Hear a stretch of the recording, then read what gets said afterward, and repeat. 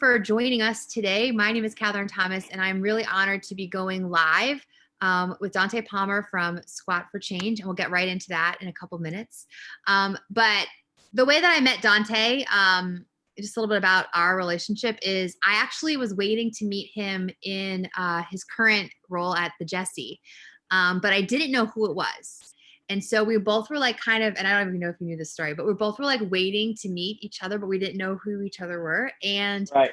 you have the energy that like everyone was talking to. So I was like, there's no way that that's the guy, because like that's not Donte Palmer, the guy I'm supposed to meet. So then I ended up asking the gentleman in the front who you were. And he's like, oh, that's the guy over there. I was so embarrassed because we were like standing near each other. So I was really excited it was you, because that's somebody I wanted to meet, was this man of energy and pull and stuff. So thank you so much for taking the time today, Donte. We really appreciate it. Thank you. I appreciate it. I actually remember that story like it was yesterday. And it was weird because that was the first time I got hired at the Jesse. So I guess everyone was trying to figure out, why is this global viral sensation guy working in our building?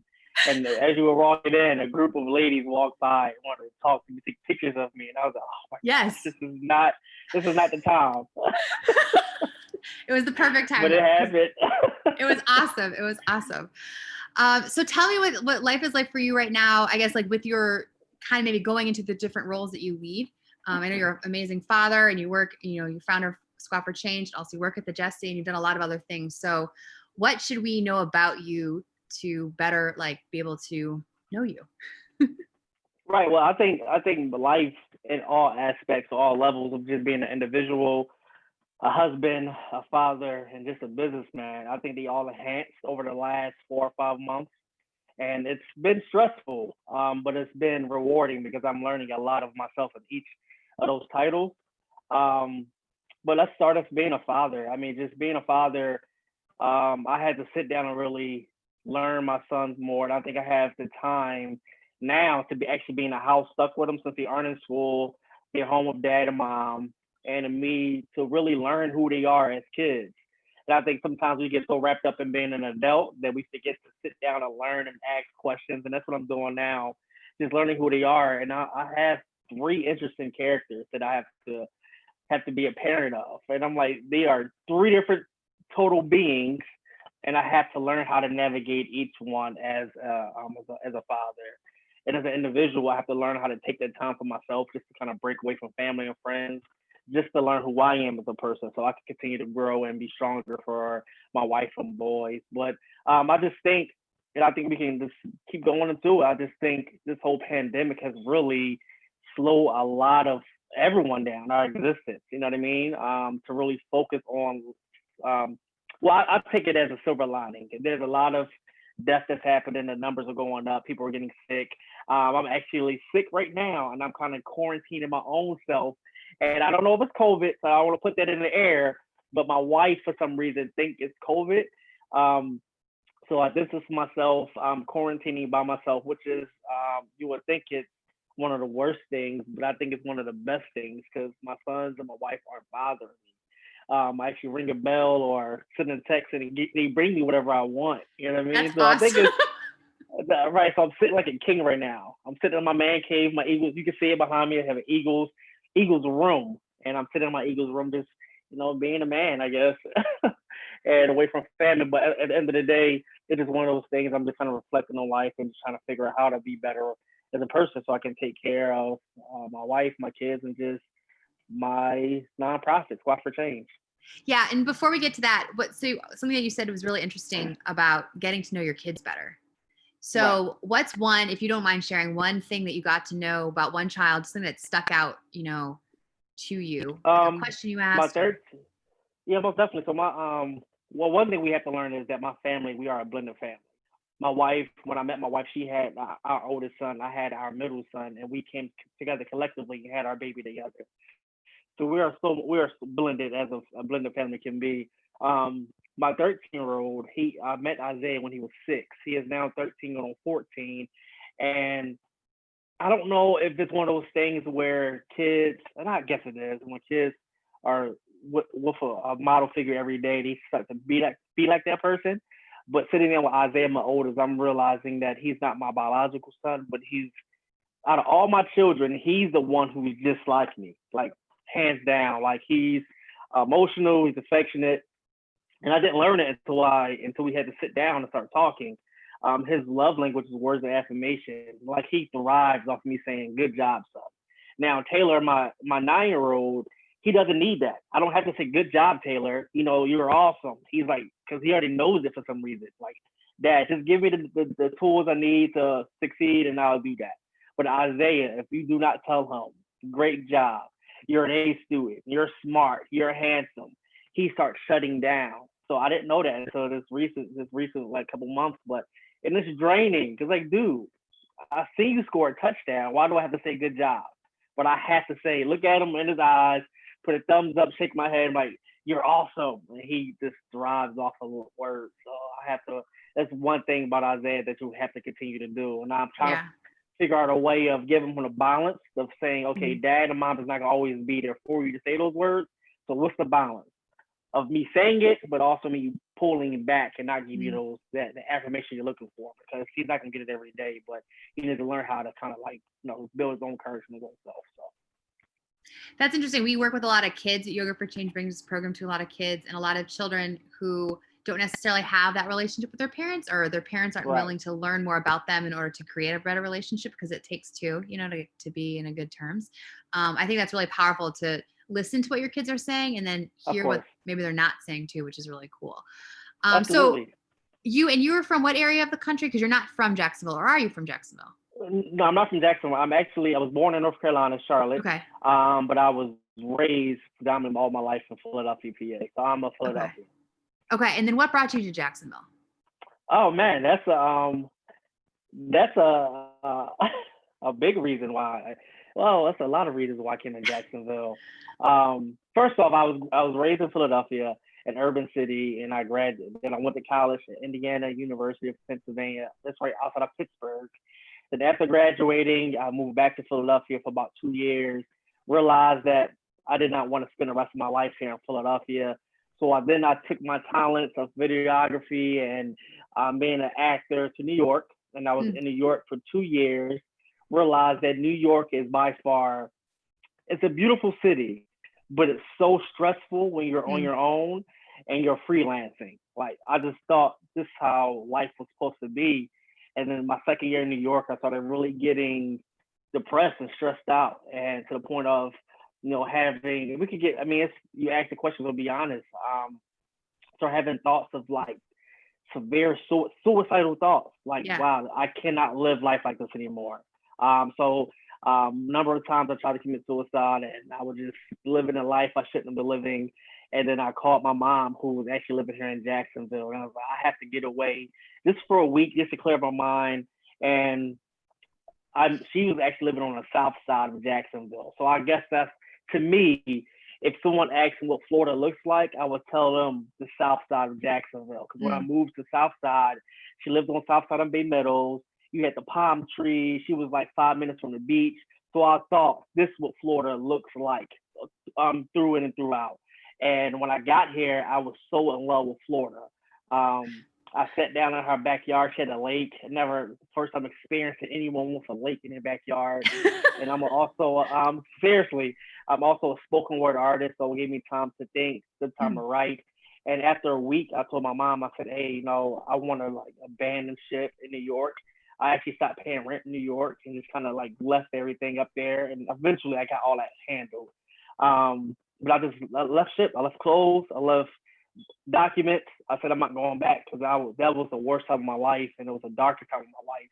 And I came to Florida and kind of try to live with my mom in her 1 bedroom apartment on her floor. And then I started building life, and here I am now, 5 years later, and I'm the So best you decision had of my your life. son when you were in New York. So my son Taylor, he's actually still living with his mom in Philadelphia. So Okay. Taylor, our middle son, still lives in Philadelphia with his mom. So Okay. when I left to go to New York, I was kind of traveling by myself, trying to find out where home was so I can Yeah. build a house for my son. Yes. And New York wasn't a place for me, and that's when I came to Florida, and this is when I started kind of building my life. And I'm actually happy about that decision I made 5 years ago to go from New Yeah. York. So we can get into Squad for Change, but I actually kind of want to go in a little bit deeper. Sure. So what was your experience like living on your mom's floor as a grown Black man? And what sort of, I mean, I know who you are, like you work extremely hard, but there's studies that basically say it's harder as an African-American man to be hired, even in comparison to a white person with a felony record. Like there's a really, huge. It was tough. I was still depressed. It wasn't until I am 33. Okay. I would say when I was 31 years old, when I finally got into counseling, and I by far feel as though that was the best decision of my life, going into counseling. And at the age of 28, 29, living on my mom's floor, I felt worthless. I felt as though I didn't have. This was me having a college degree, having a major in communications, a minor in theater. I could shoot any type of video you ask me, from weddings to music videos. You put me on a production set of shooting a movie, I'll learn by just looking within a half an hour. If you want me to be in that film, I can act, and I can be any character you want me to be. And having it to abandon ship in New York, coming all the way back to Florida, living under my mom's floor, on her one-bedroom floor on a carpet, it felt like, why am I here? And my mom's seen it a lot of times. So that's why, even if I wanted to leave, my mom would not have let me go. She was like, Donte's at a point where he's going to give up if he leaves under my wing, so I have to protect him. I have to protect him. I was done. I didn't have any hope. And to be honest, I was down here and I was walking on South Side and Bay Meadows, but it's like a 2-mile walk every day just praying. And I started dating, and my mom thought that was a bad idea because she didn't think I was mentally capable or even financially ready for a girlfriend or any of that sort. So I got on Tinder and I met this beautiful young lady, and I was like, wow, she's beautiful. She works for Teach for America. She has so much money, and that's what I see. I seen her beauty, but I seen how successful she was, and I was like, she's not that much older than me, but why does she have car, house, great job? And I started like, I want to learn more from her, and I started dating her, and now she's my wife. That's awesome. It's just I don't know the answer. I felt as though I was working so hard, and I was doing a great job at what I was doing in every aspect of life, but I just wasn't getting through that door. And it wasn't until I had to be with somebody, not to complete me, but to show me other doors to walk through. And that's what I started doing, and that's where I am now. So like I said, I'm so grateful from coming from New York to Florida and doing my process to get where I am now. And you worked on Sanctuary on 8th. I did. So when I first moved to Florida, I worked at Retro Fitness. I was a smoothie maker, and I was making $8 an hour. That's why I'm so grateful for Keisha, because she making X amount of dollars, as a manager director of Teach for America, and she's dating a guy from Retro Fitness making $8 an hour. And she seen beyond the money, she seen the potential. So from Retro Fitness, she was like, and she's seen it. You have a great character. Something you said earlier, a guy of great energy. Everybody wants to be around him, and that's what she's seen. So she's like, why you ever thought about like teaching? And at this point, I was like, I don't want to teach. You know what I mean? So she's like, this is why substituting. Just go substitute teach in Duval County. I can get you as a substitute teacher, do tele services, and just give it a day or two. And I actually fell in love with it. So I started teaching, and I was like, you know what? I want to do more. And this is me just thinking at home with my wife. She was my fiance at the time. And I was like, you know what? I felt as though kids have 8 hours from 8 in the morning to 4 o'clock to be in school. What happens to children from 4 to beyond? Like, what happens to children? So that's why I was like, you know what? I want to be with children after school hours. So after school programming. And I started doing my research. I came across, first was actually Jacksonville Arts and Music School. Yes, Jams. Yep. I was there first at Jams, helped them build up the program, and then I transitioned from Jams to Sanctuary on 8th, and I just I fell in love with this after school programming, because I felt as though that's what kids needed, positive models the most. I'm not pointing my finger at them, tell them do homework. I'm just there encouraging them, being a mentor, and I found out that kids grew more in after school programming, in my opinion, and that's why I kind of fell in love with jams and St. Street after teaching at Duval County. Okay, and then so when did Squat for Change? Like when did that happen? Because that was after. Right. So this happened after all my after school programming. So because Liam, our youngest, wasn't born. So well, when we was at Jams, Keisha was pregnant with Liam. Mm-hmm. Squat for Change happened by accident, and I don't think a lot of people know that it happened. I didn't. That wasn't something I was sitting down trying to strategically place and make happen. Squat for Change happened 2 years ago. Keisha, Isaiah, the kids, we were all at a restaurant here in Jacksonville at the town center, and we went in the restaurant. We waited like any other family, about 40 minutes to get a seat. And it was late because we were at Sprint all day trying to get Isaiah's phone fixed. So we sat down, and Liam started crying. And if you're a parent and a baby starts crying, you're hungry, tired, got a wet diaper. I said the story 100 times already, but Liam checked all boxes, and he was crying. He was impatient. He was screaming. He was yelling. So I said, "All right, Isaiah, let's go to the restroom. Let's change Liam's diaper."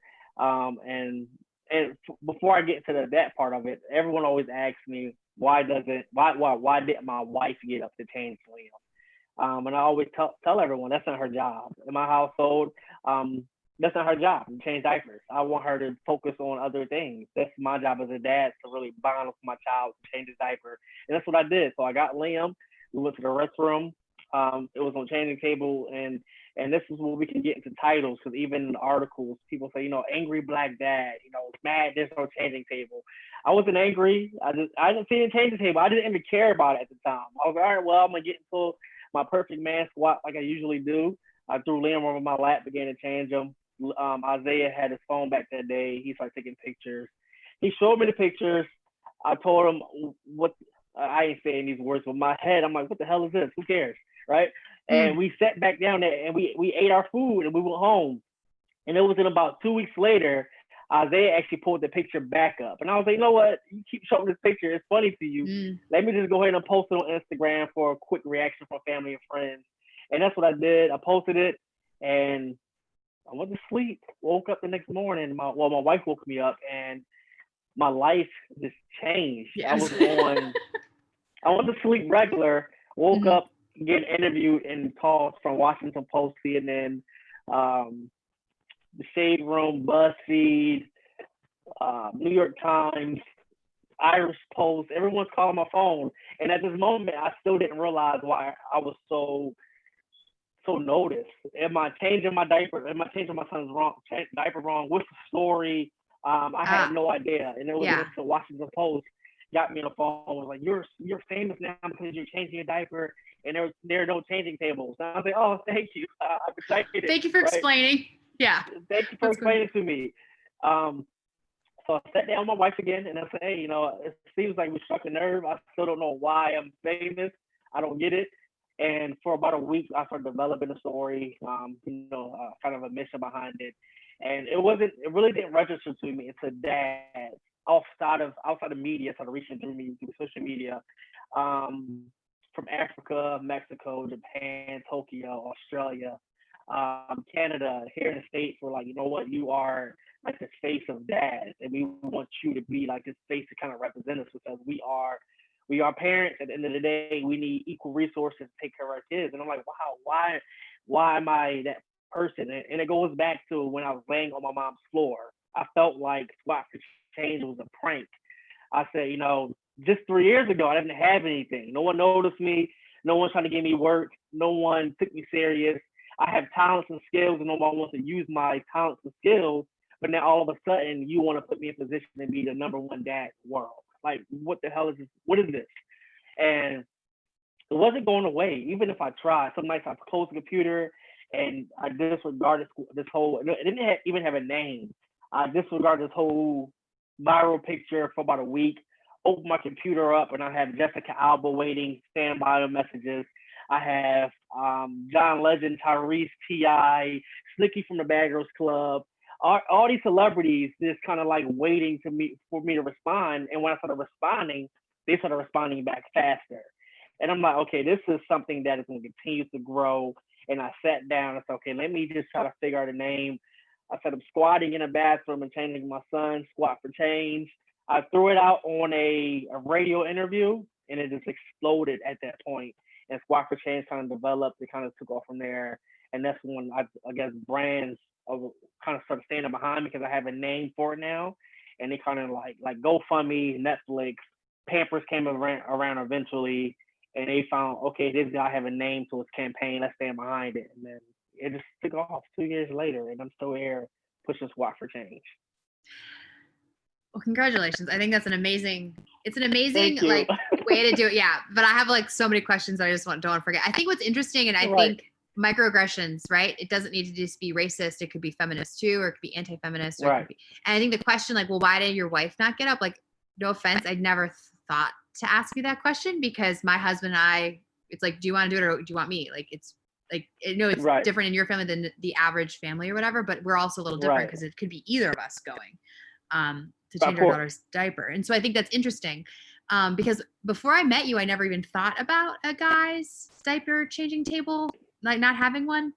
I just assumed it was there because like in my world, it works. And so I think that it's another thing that you can also think about. And I think a reason why you are an amazing base of the whole movement is, and also like of dads, is because you don't think about it unless it's pushed in front of your face, right? Absolutely. You don't have to think about the fact that men's changing rooms don't have or bathrooms don't have changing tables, because as women, we just assume the best. Right.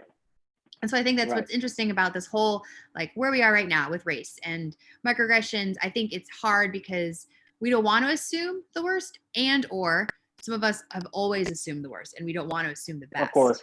And I think that's an interesting way to look at it and also frame it, but also like, scope in with where we are now is a lot different than when you started Squat for Change. Right. So I think it's interesting. And I think another thing I tell my wife all the time is I take a stand back and, we have these terms or these titles when I think everyone wants to label everybody. And I tell my wife, if everyone just kind of mind their own damn business and focus on their families, I think we'd be better. You're like, what works for me and my family, I can't say it will work for you and your husband. You know what I mean? I change diapers in my house. My wife doesn't. She just don't. My wife cooks. Do I cook? I cook as well, but I know my wife is a better cook. So so she cooks. We clean together. It's just like whatever works for you, your wife, and your children, that's what you do. I can never say, all men should change diapers, because now I'm pushing moms down. It works for my family. And I think when we can just learn how to mind our own business and do what works best for you and your family, I think we'll be better off. So that's what we do with my family. We just do what works.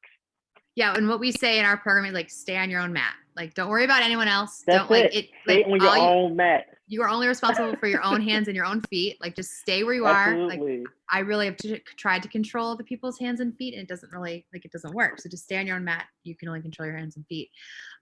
What other stuff maybe you're referencing that you want to go in deeper if you want? Stuff and racism and microaggressions that you've experienced since we have been on lockdown, and I expect it probably to have gone up. Oh yeah. Everyone has their social media at their fingertips. Yeah. And we're all bored. So what kind of things are you experiencing? Well, I think it's always been happening since I was a child. I just think growing up in an environment like Philadelphia, you really aren't exposed to it, because I have all Black friends, so we don't have to experience it every day. And if we do, we see it on TV, we just turn the channel and we just push it. We kind of like suppress it. But growing up, I came across some racist people, but it wasn't until Squat for Change happened where I realized how prevalent it was around my life. Like for me, I can take it. If someone came up to me and like, whatever, you're the scum of the earth to me, I just kind of take it on my back and like, whatever, you just upset. You don't know me. If you sat down with me for 5 minutes, you will love me, but you don't know that. But when it started coming around to my wife and my kids are subjected to it, that's why that's when the moment started affecting me as a person. And that's what Squat for Change was like, our gift and our curse. Squat for Change is, we have a lot of accolades. We are pushing law. Law has passed. Brands are standing behind us. Pampers gave us a partnership. But then you have people on the opposite side who who hate me for doing it. You know what I mean? I got, about time there's a black man taking care of his children. We didn't know restaurants, accepted EBT cards. We had a lot of negative things, personal messages, and just the internet thugs. Our latest racist remark came about last week. I was going through some comments, which I usually don't, and I think this was the same time the Florida Gator bait argument came out, and Yahoo the same day posted a article about me and my son about how we are addressing racism, but we are still pushing squat for change, and like a few people, started naming Liam Gator bait. You know what I mean? If we just throw his babies in the lake, we won't have to worry about the story anymore. And I was like, this is why I push so hard for stories like my story and for Squad for Change, for just being a black dad, a black individual, a black husband, because at the end of the day, I have my opinions on the whole Black Lives Matters movement and what it means to my family. And then you have people have all lives matter. Again, I kind of pushed it to the side and said, what can I do as an individual to protect my family and make sure my family knows our truth? Because like I said, what happens in my house may not be true for someone else. But how can we grow up, be ordinary great citizens, and for me to get older to see my grandchildren? And number one thing, we're not going to hate. So we have neighbors who hate us. Guess what we're going to do, guys? We're going to love them. We're going to grow old. We're going to have kids because that's how we are. I don't want you going outside to fight them and debate them, because what a old racist white guy has installed in his mind, a 13-year-old boy, I'm sorry, it's going to be hard to convert that over. So we can say we love you, God loves you, and keep moving. Maybe maybe us by loving him would change his mindset. Just in our own community, we live in a predominantly white community, and I put out a poem about a month ago called Hashtag. And a poem represented me writing a letter to my 3 boys about how to keep your life in society today. Again, it's not about race. I don't think, to me, it's not about being black or white. It's just about a dad telling my damn sons not to walk in a gas station with a hoodie on, because sometimes we may get portrayed as a thug. I didn't say anything about color. I just said don't walk in a store with a hoodie on. Or I may say, if you are getting pulled over by police, don't argue with that police officer. That police officer may be having the best day of his life, or he may be a cop who's having the worst day of his life. So move slow. Before the cops get to your car. My sons see me doing it as an example. I take the keys out the ignition, put it on top of the car. I put my license and registration on top of the car before the cop gets there. So before the cops get there, they already have what they need. I'm not a threat because my keys are out. I'm not going to go forward. You have my license and registration. You have everything you need. My windows are down. My back windows are down. So you can see my beautiful boys smiling. You can see me smiling. Our hands are up in the air, and we aren't a threat. 9 times out of 10, the cops will always say, "Hey, relax. We're the good ones, right?" But I have to tell my boys, we may run across the bad ones. So with that story being said, I put that poem up. Well, how many times how many times have you been pulled over and had to do that in front of your 3 sons? In front of my sons, maybe like twice. But I think once is always good enough. So around my boys about twice. But individually, I got pulled over a lot of times. I got pulled over a lot. Some because it was my own fault for speeding. Right, but some. But some was by my fault. But some was just being black while driving, and the cop said that to me. I just pulled you over because you drove in a nice car. You're in a neighborhood you're not supposed to be in, and I pulled you over. And I had to still do what I teach my boys. Don't be combative. Don't argue. Even though I was furious inside, I still have to smile, and I'll fight the ticket in court, and I'll make sure I get your name and badge number, and I'll fight in another way. And that's what I do constantly or continuously. So I put that poem up, and I was at a community gathering at a birthday party here. This was recently, about a month ago. A white gentleman walked up to me and told me how furious he was that I put a poem up on Facebook about how to keep my boys from dying, and how you're now um, taking that equality away from my children.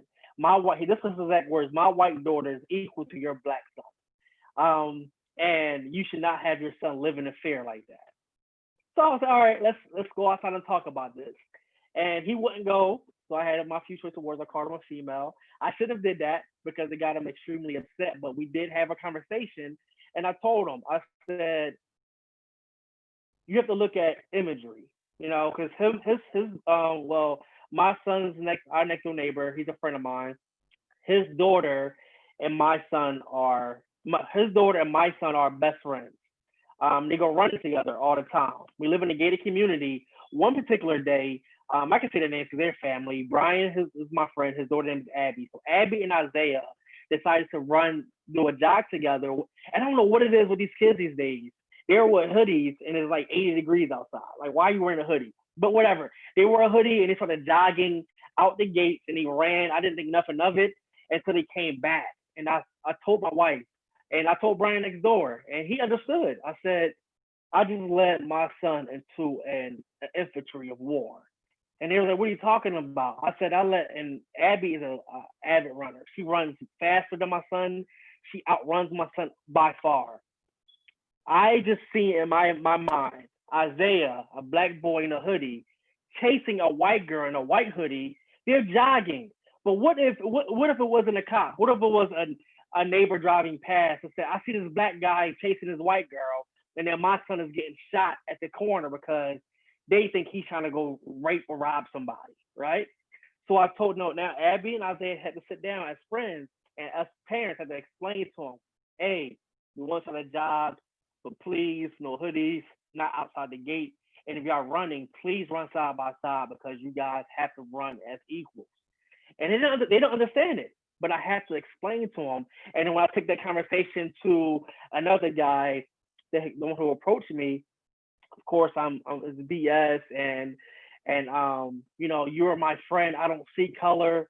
And when he said that, I had to tell him, by you saying you don't see color, you just eliminated my whole experience as a black man. I have had experience where white men like you came to me and said, I hate you because of the color of your skin. And he was raised in St. Johns County, and he doesn't understand that experience. And his thing is, well, if it happens, come find me, and I'll hurt him for you, brother. And I'm like, that doesn't happen. You can't be my bodyguard. But also, like, I might get murdered, so I may not be able to come find you because I'm dead. I'm dead already. So he says things like that. Well, I don't see color, and he got really mad because I stand on what I believe on, but I like to use context for I call it context for dummies.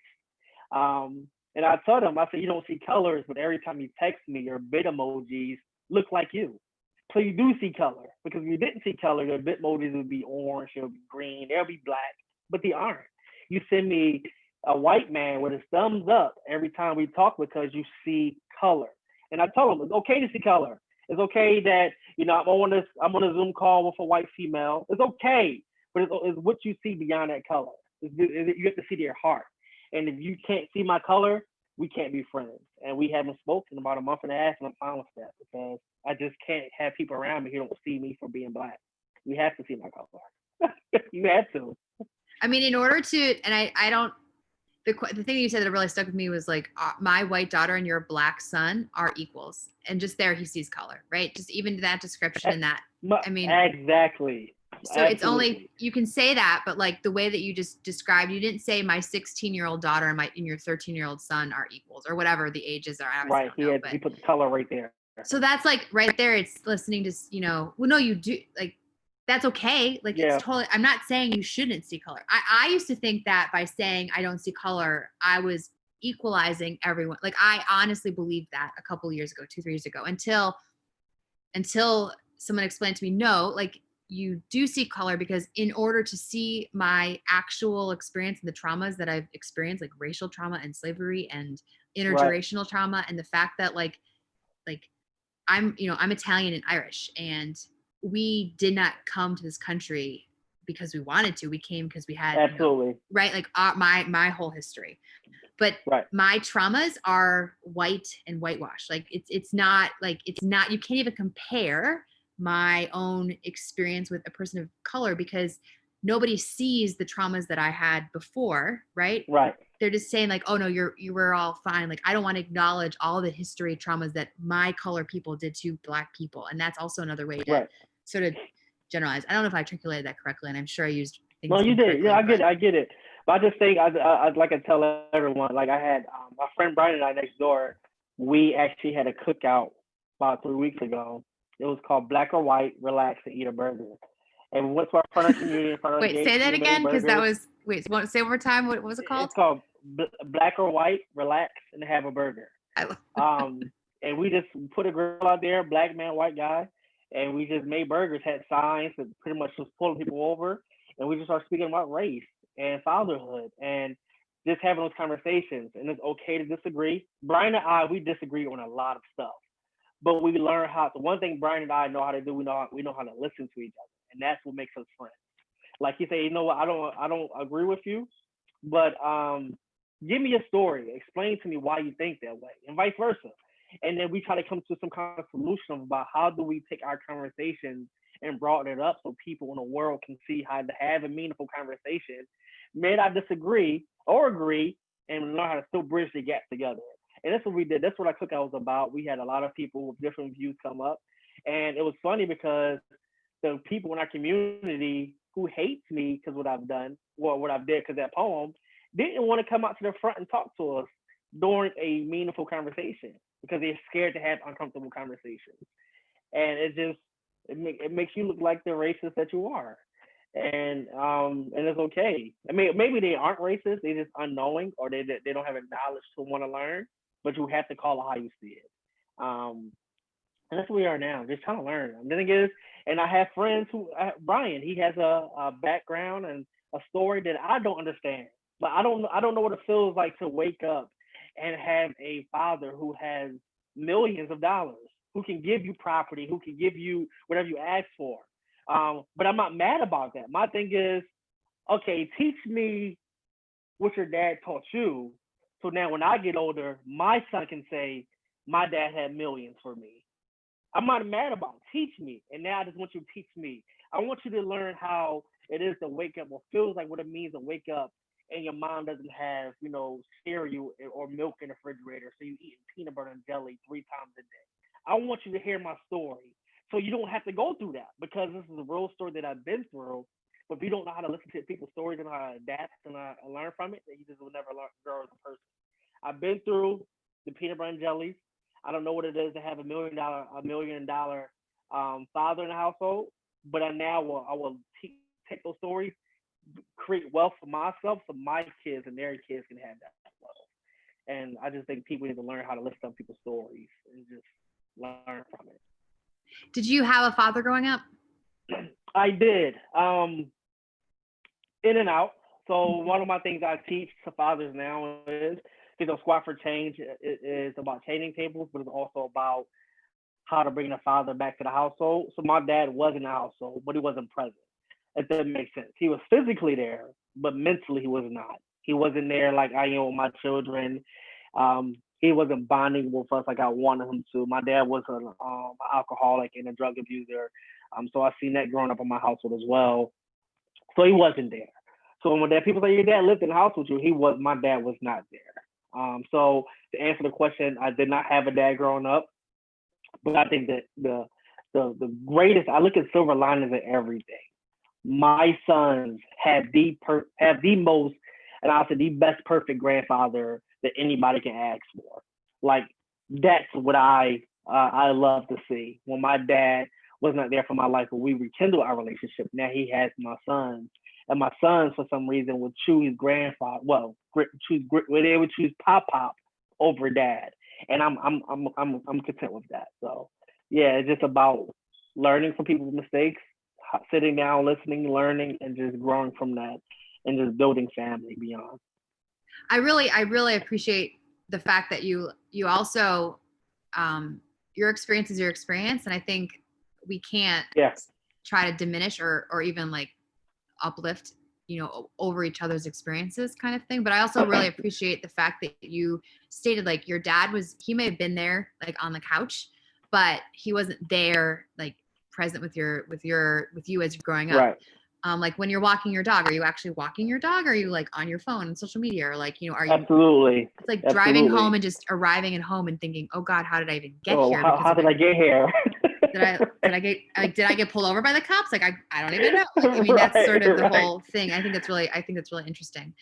So if you are watching this and you want to ask us some questions, please do, just type them in. I think we're covering a lot of pretty like deeper, topics, on this YouTube live, which is great. But I also want to ensure that, if you have other questions, to ask them away.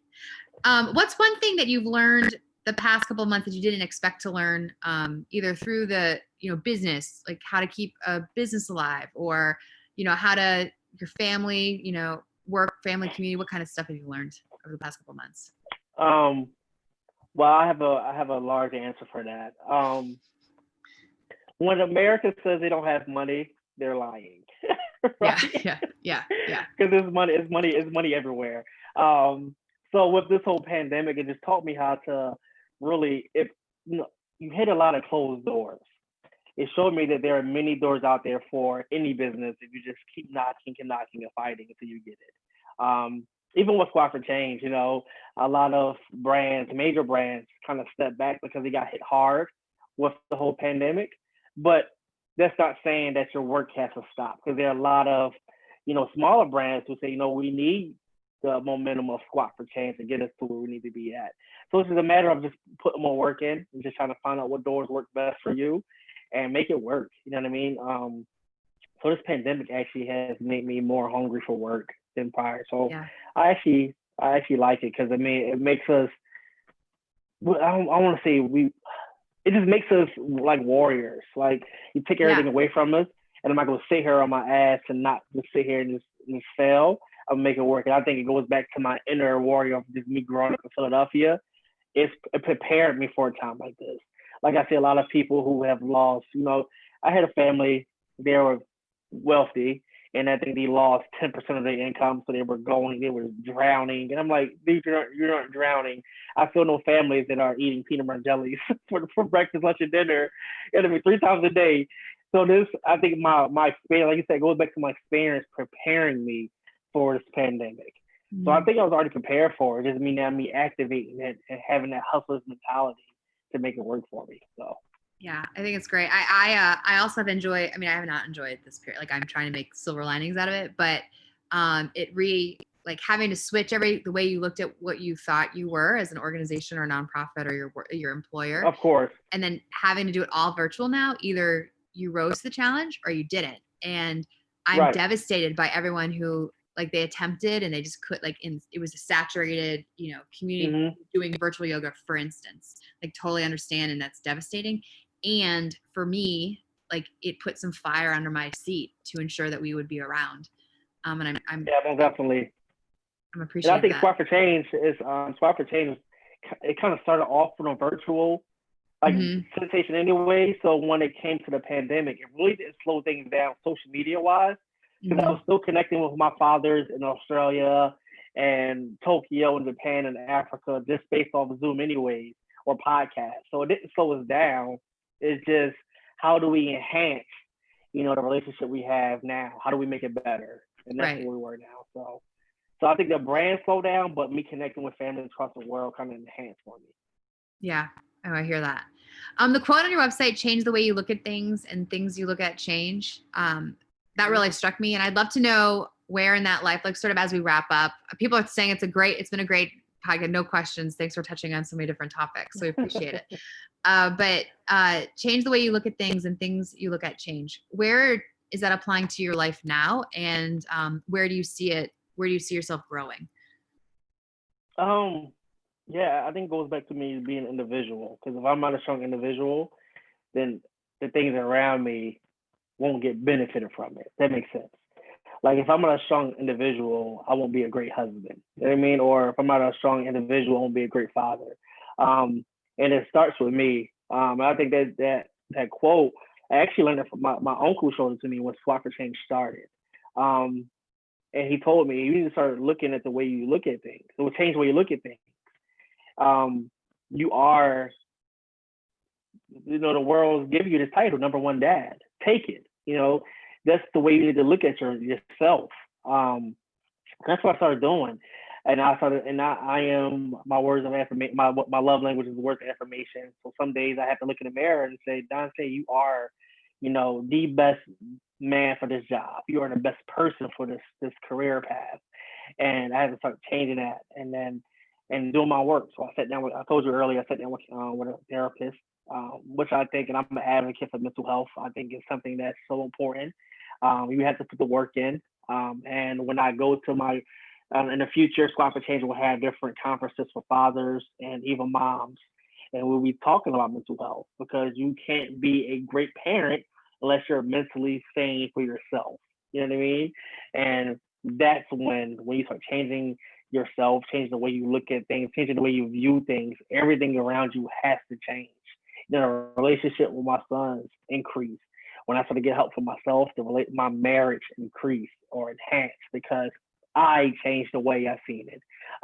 When if I see right now, my wife and I, we just aren't the best relationship, and we're gonna start failing. And I start believing that, I guarantee a year from now, my wife and I we'll probably be divorced because I'm saying it, I'm thinking it.